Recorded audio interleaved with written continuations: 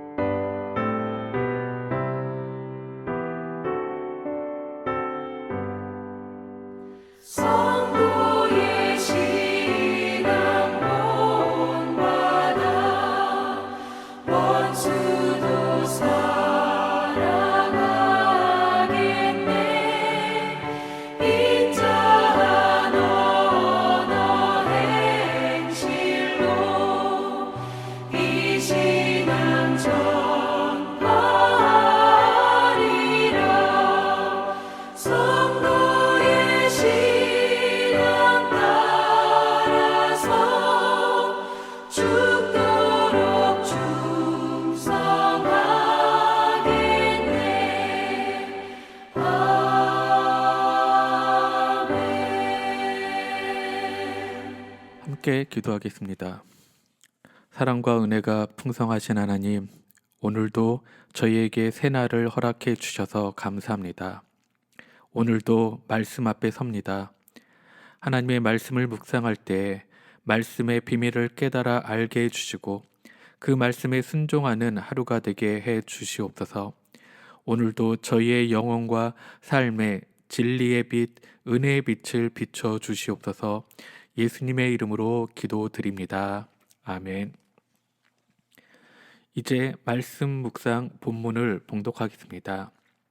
오늘 본문은 누가복음 21장 5절에서 19절 말씀입니다. 오늘 본문 전체를 함께 봉독하겠습니다. 어떤 사람들이 성전을 가리켜 그 아름다운 돌과 헌물로 꾸민 것을 말하며 예수께서 이르시되 너희 보는 이것들이 날이 이르면 돌 하나도 돌 위에 남지 않고 다 무너뜨려지리라. 그들이 물어 이르되 선생님이여 그러면 어느 때에 이런 일이 있겠사오며 이런 일이 일어나려 할 때에 무슨 징조가 있사오리이까? 이르시되 미혹을 받지 않도록 주의하라. 많은 사람이 내 이름으로 와서 이르되 내가 그라하며 때가 가까이 왔다 하겠으나 그들을 따르지 말라. 난리와 소요의 소문을 들을 때에 두려워하지 말라. 이 일이 먼저 있어야 하되 끝은 곧 되지 아니하리라. 또 이르시되 민족이 민족을, 나라가 나라를 대적하여 일어나겠고 곳곳에 큰 지진과 기근과 전염병이 있겠고 또 무서운 일과 하늘로부터 큰 징조들이 있으리라. 이 모든 일 전에 내 이름으로 말미암아 너희에게 손을 대어 박해하며 회당과 옥에 넘겨주며 임금들과 집권자들 앞에 끌어가려니와 이 일이 도리어 너희에게 증거가 되리라. 그러므로 너희는 변명할 것을 미리 궁리하지 않도록 명심하라. 내가 너희의 모든 대적이 능히 대항하거나 변박할 수 없는 구병과 지혜를 너희에게 주리라. 심지어 부모와 형제와 친척과 벗이 너희를 넘겨주어 너희 중에 몇을 죽이게 하겠고 또 너희가 내 이름으로 말미암아 모든 사람에게 미움을 받을 것이나 너희 머리털 하나도 상하지 아니하리라. 너희의 인내로 너희 영혼을 얻으리라. 아멘. 이스라엘 백성들에게는 여러 가지 신앙 상징들이 있었습니다. 예를 들면 할례나 안식일이 대표적인 상징입니다. 그런데 이스라엘 백성들의 신앙 상징 중에서 가장 중요한 것은 바로 성전이었습니다.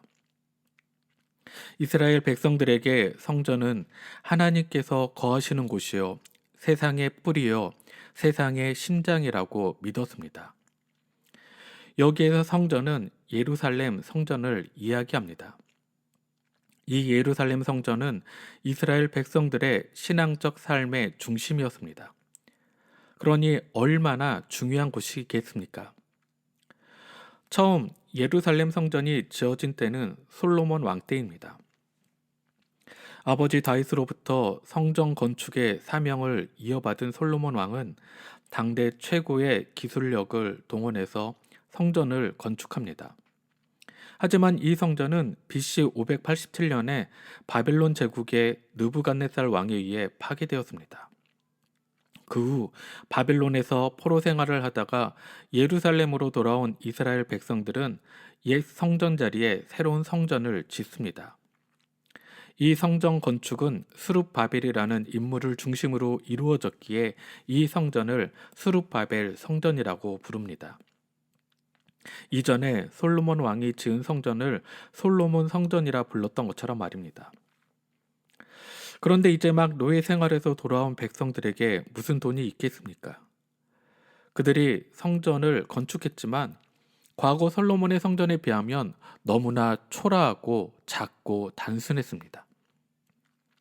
솔로몬이 지은 성전보다 훨씬 더 큰 엄청난 규모의 새 예루살렘 성전과 그 부속 건물이 건축되기 시작한 것은 예수님이 태어나시기 전 헤롯 1세 때였습니다. 헤롯 1세가 시작한 예루살렘 성전의 재건축은 그가 죽은 지 30년이나 지난 예수님 당시에도 계속되고 있었고 실제로 예수님께서 돌아가시고도 30여 년이 지난 AD 63년에 와서야 완성되었습니다. 80년이 넘는 오랜 기간 동안 재건축된 이 성전은 너무나 아름답고 화려했습니다. 예수님께서 활동하던 당시 예루살렘에 있었던 성전은 바로 이 헤롯 성전을 이야기합니다. 오늘 본문 말씀은 예수님께서 예루살렘에 입성하신 후 성전을 바라보시며 하신 말씀입니다. 본문 5절에 보니 어떤 사람들이 헤롯 성전을 가리키며 그 아름다움에 대해서 이야기했습니다. 여기서 어떤 사람들이란 성전에서 예수님의 가르침을 듣는 사람들을 말하는데 제자들도 여기에 포함되어 있었을 것입니다. 그런데 그 이야기를 듣던 예수님께서 깜짝 놀랄 만한 말씀을 하십니다. 6절 말씀을 읽어보겠습니다. 너희 보는 이것들이 날이 이르면 돌 하나도 돌 위에 남지 않고 다 무너뜨려지리라. 아멘. 이 6절 말씀을 가지고 많은 성서학자들은 예레미야 7장의 내용과 유사하다고 말을 합니다. 예레미야는 솔로몬 성전의 멸망을 예고한 선지자입니다. 예레미야 7장에 보면 이렇게 말씀합니다.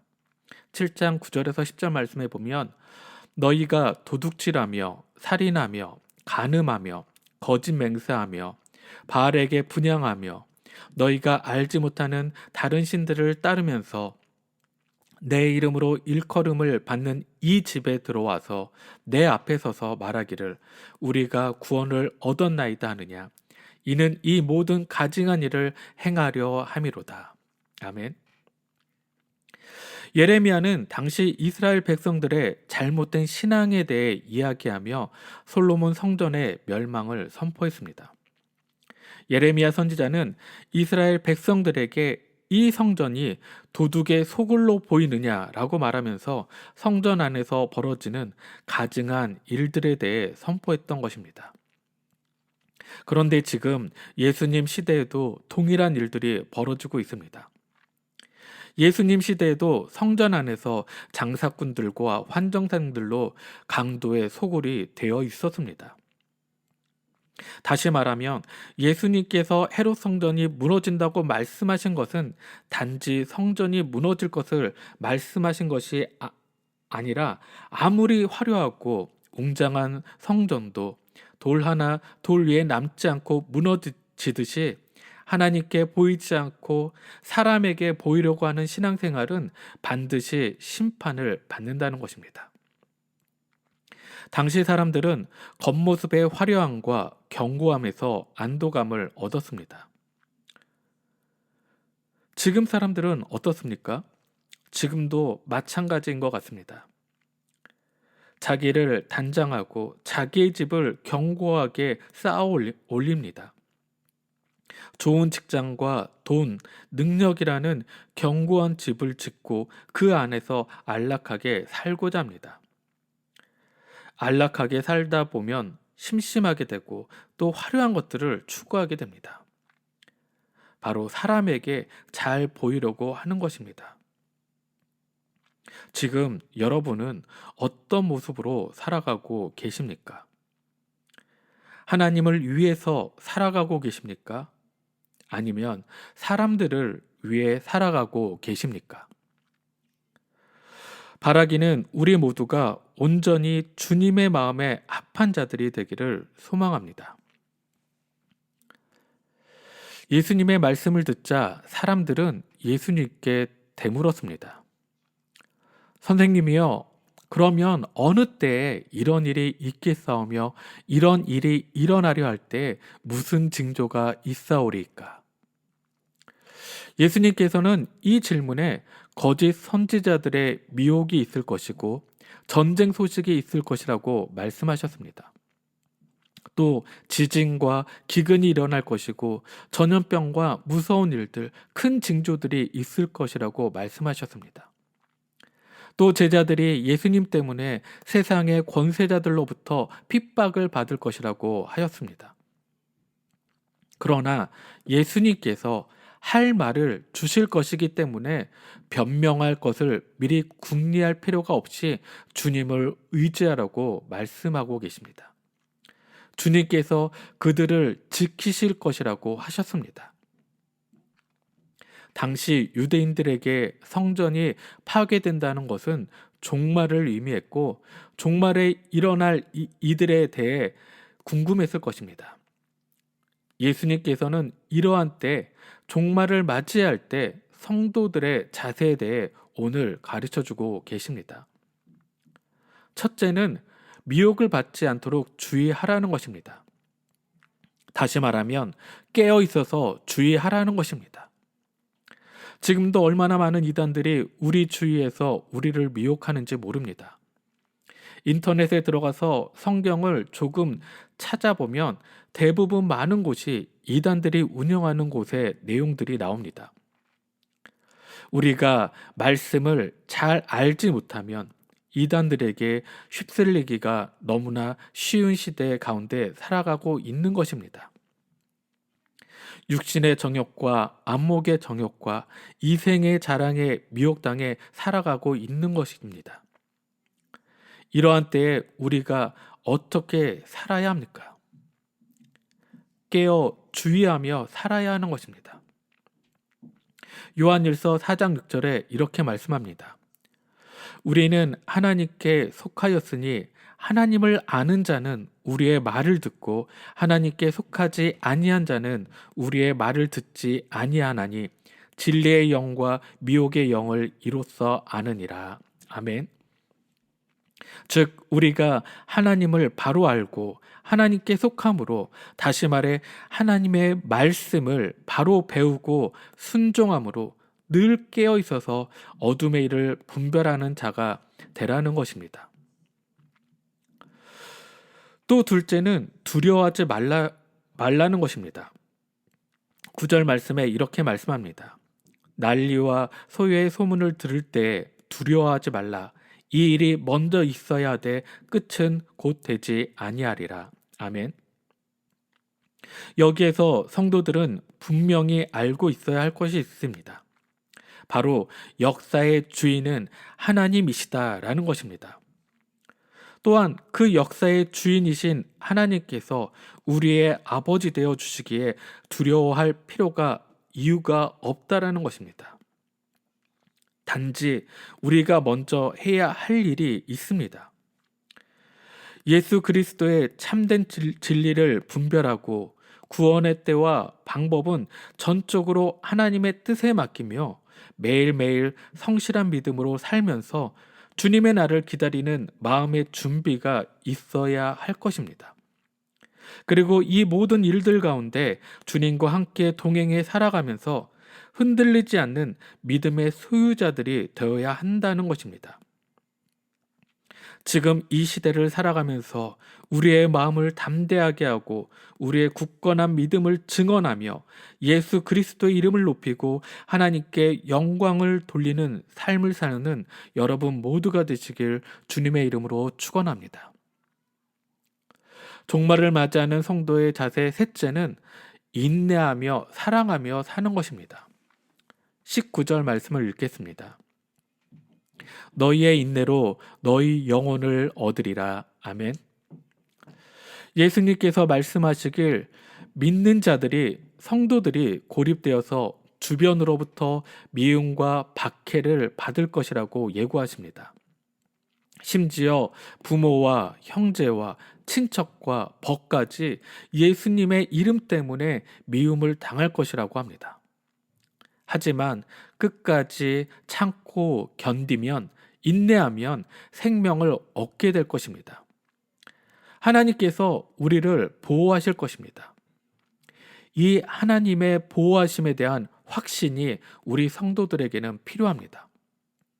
더불어 이것을 우리의 복음 증거의 기회로 삼으라고 촉구하십니다. 우리는 우리에게 닥치는 의로운 고난을 피하지 말아야 합니다. 도리어 세상의 신과 지혜가 아닌 주님의 말씀과 성령의 능력을 힘입어 인내함으로, 사랑함으로 이 모든 것 가운데 참된 승리를 얻어야 하는 것입니다. 그 승리를 경험하시는 여러분들이 되시길 소망합니다. 우리가 살아가는 동안에 수많은 일들이 있을 것입니다. 우리를 두렵게 하고 우리의 생명을 위협하는 많은 일들이 있을 것입니다. 그러한 가운데 예수 그리스도를 믿는 우리는 어떻게 살아가야 할지 더 분명해져야 할 것입니다. 하나님께서는 믿음으로 인내하는 우리에게 영혼의 구원, 영원한 생명을 함께 주실 것을 분명히 약속하셨습니다. 그 약속을 가지고 살아가는 우리 모두가 되길 소망합니다.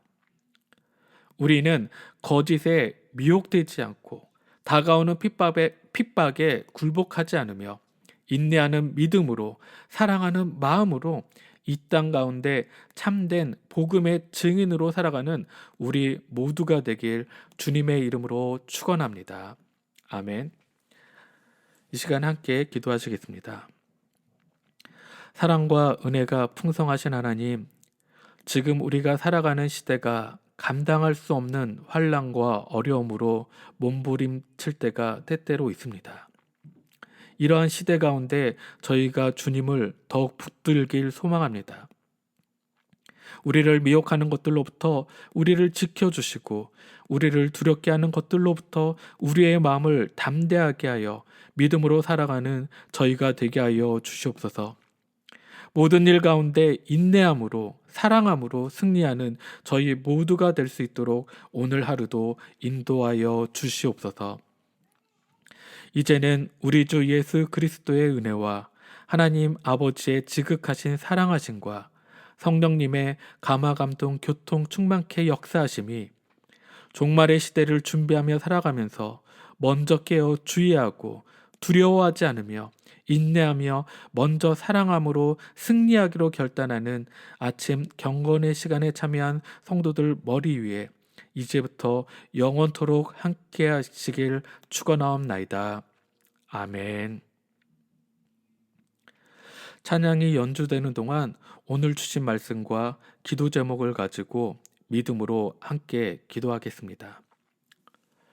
첫째는 나와 가족과 자녀들이 믿음의 표대를 가지고 예수님만 바라보고 의지하는 삶을 살게 해달라고. 또 둘째는 오늘 말씀처럼 종말을 준비하며 살아가는 우리의 모습 가운데 거짓된 것에 미혹되지 않게 늘 깨어 있으며 두려워하지 말고 인내하며 사랑함으로 오늘 하루도 승리하는 삶을 살게 해달라고. 세 번째로 영락 공동체와 성도들을 평강으로 지켜주시고 평온한 일상을 속히 회복해달라고 이 시간 함께 기도하겠습니다. 또한 중보 기도가 필요한 부모, 형제, 이웃, 선교주와 복음 증거자들을 위해서도 함께 기도하겠습니다.